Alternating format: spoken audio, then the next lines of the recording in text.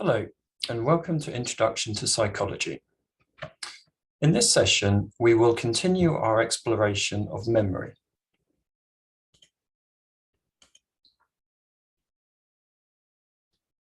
We will conclude our outline of the modal model of memory.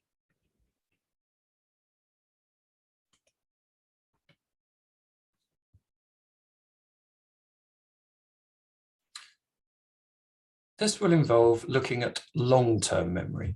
We will look at placing information into long-term memory and getting information out of long-term memory.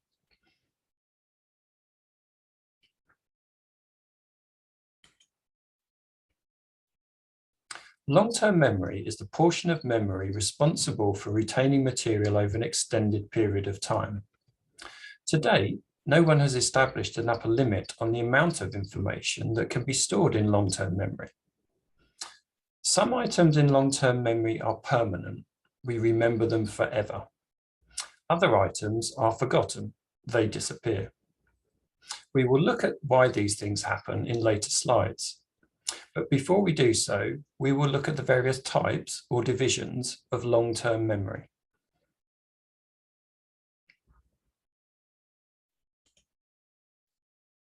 One form of long-term memory is declarative memory.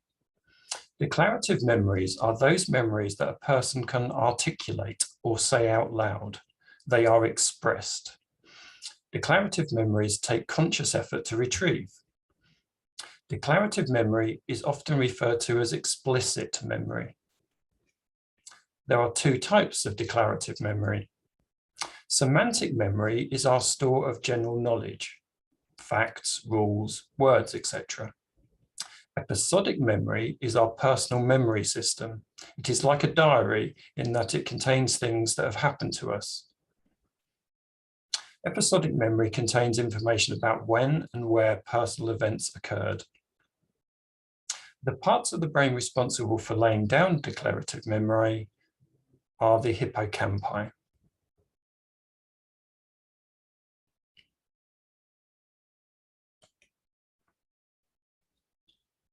The second type of long-term memory is non-declarative memory. Non-declarative memories are memories that influence people's behaviors. They are performed. Non-declarative memories do not take any conscious effort to retrieve. Declarative memory is often referred to as implicit memory. There are two types of non-declarative memory. Procedural memory is our memory of how to do things. It is memory for skills, such as riding a bike, and habits, such as always taking the same route around a supermarket. Motor skills, such as riding a bike, are required via practice. Habits are behaviors acquired via repetition. In the absence of any associated reward or punishment, the mere repetition of our actions makes those actions more likely in the future. That is, we get set in our ways. Associative memory is memory for connections. Our minds automatically form mental connections between things that tend to co-occur. For example, connecting doctors with nurses because we tend to see them at the same time, or connecting cups with saucers because we tend to see these at the same time. Associative memories are revealed in things like classically conditioned responses, operantly conditioned responses, and priming effects. Procedural and associative memory rely on brain structures such as the striatum and cerebellum.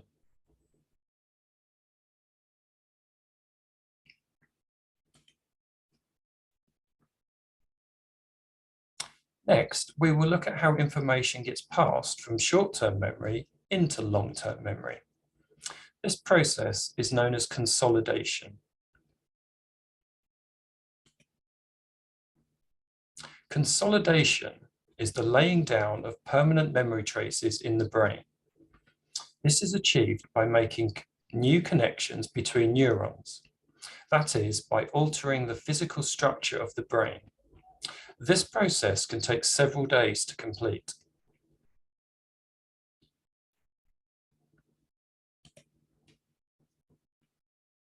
Consolidation requires the effortful processing of information.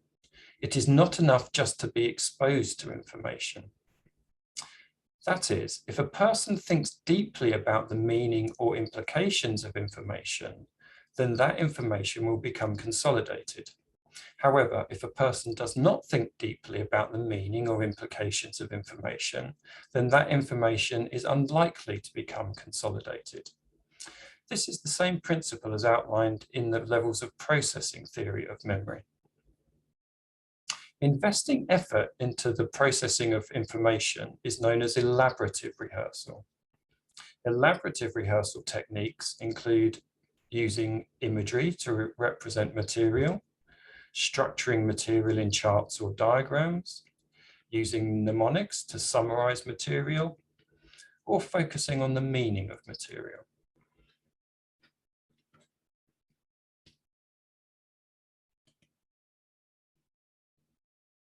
When we looked at consolidation, we can now look at how information can be lost from long-term memory. That is, how information is forgotten.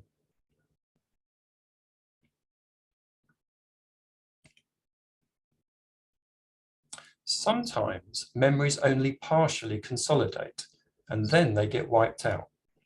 For example, right now you might be able to remember what you did before viewing this presentation, but in a few hours or days' time, you will not.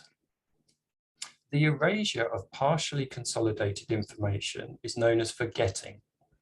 Most forgetting happens in the first few hours after learning. Forgetting is highly adaptive, as it would not be useful to remember every single event that happened to you.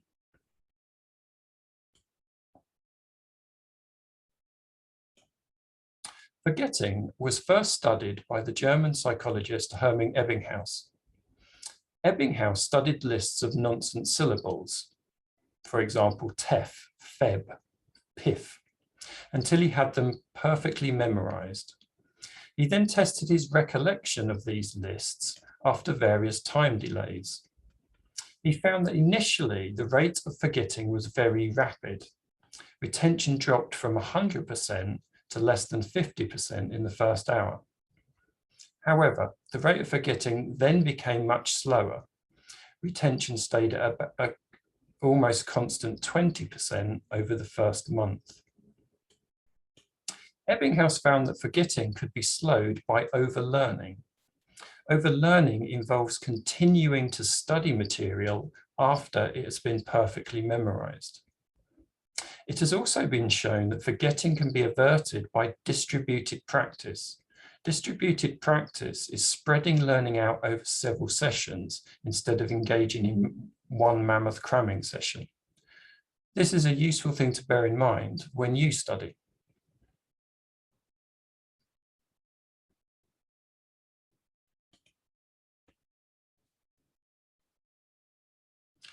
The last element of the modal model that we will look at is retrieval. Retrieval is the reaccessing of information previously stored in long-term memory.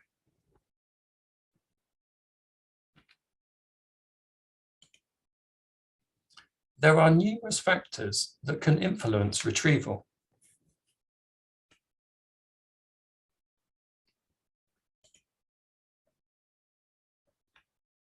One thing that can influence retrieval are retrieval cues. Retrieval cues are hints that help the recollection of stored information.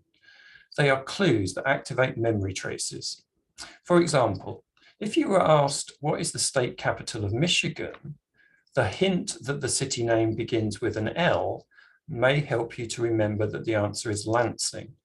Or if you were asked who was the drummer in the Beatles, the hint that his name rhymed with bingo may help you to remember that the answer is Ringo Starr.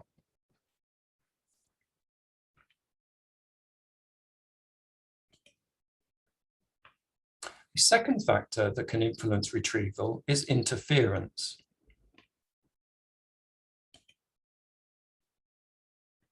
Interference occurs when there is competition between memory traces.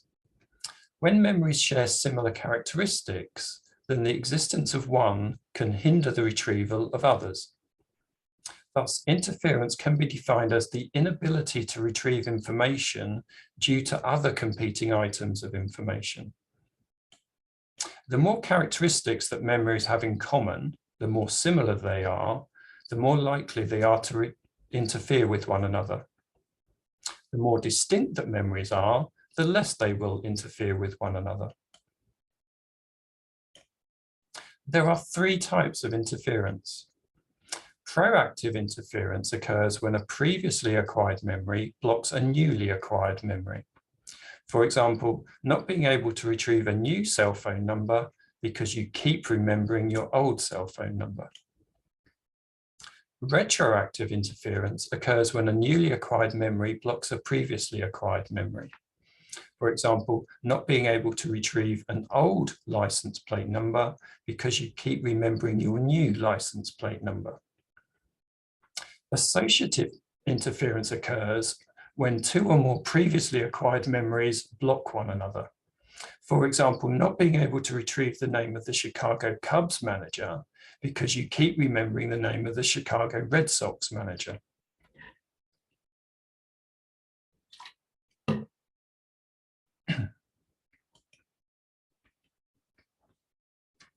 Interference is one cause of the serial position effect. The serial position effect is the general tendency for memory to be better for information at the beginning and end of a set. It has two components. Primacy is the enhanced retention of items at the beginning of a sequence, and recency is the enhanced retention of items at the end of a sequence. For example, memories for items at the start and the finish of a shopping list would be better for memory for items in the middle of the list. In long-term episodic or procedural memory, for example, remembering the lectures that you have attended this semester or remembering a sequence of chess moves, the serial position effect is largely caused by interference. That is, items at the beginning and end of sequences are much more distinct than items in the middle. They don't have anything before or after them, so they suffer less from interference. In long-term semantic memory, for example, remembering the US presidents, the serial position effect is largely caused by frequency of exposure. That is, we hear much more about the first few and the most recent presidents than the ones in the middle. In short-term memory, the serial position effect is largely caused by rehearsal. That is, items at the beginning of a set have to be elaborately rehearsed, so are passed into long-term memory. Items at the end of a set are held in short-term memory by maintenance, while items in the middle of the set are lost due to decay or displacement.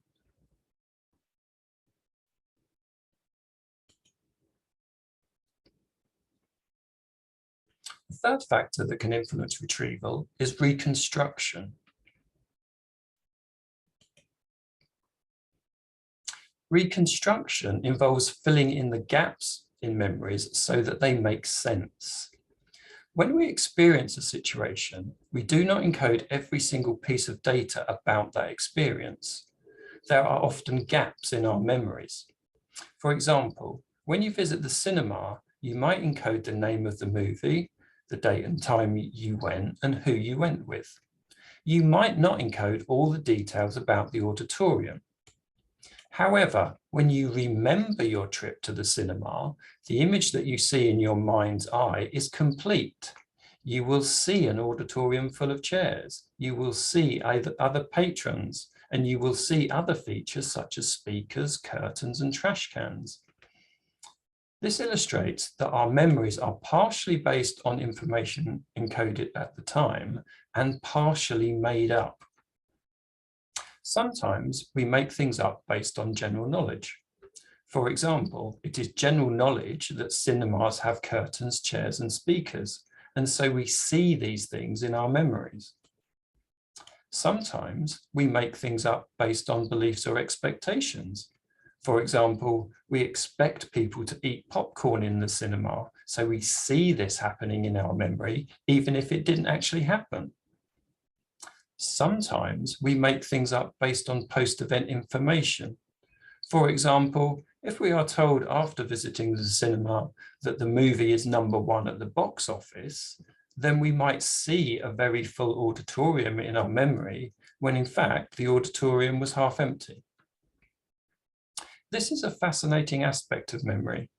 It is often difficult for us to distinguish between which aspects of memory we actually encoded at the time of the event and which elements we simply made up at the time of retrieval. What we remember seems very real, but it isn't necessarily what actually happened.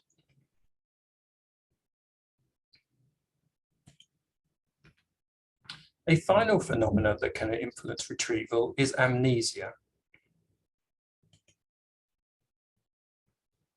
Amnesia is the failure of memory caused by physical injury, disease, drug use, or psychological trauma. There are 3 types of amnesia. Retrograde amnesia, or backwards acting amnesia, is where people cannot recollect things from before a triggering event. It is forgetting existing memories. For example, a man might not be able to remember his name after receiving a blow to the head. Anterograde amnesia, or forwards acting amnesia, is where people cannot form new memories after a triggering event. For example, a woman might not be able to learn new phone numbers after having a stroke. Global amnesia is where people have both retrograde and anterograde amnesia.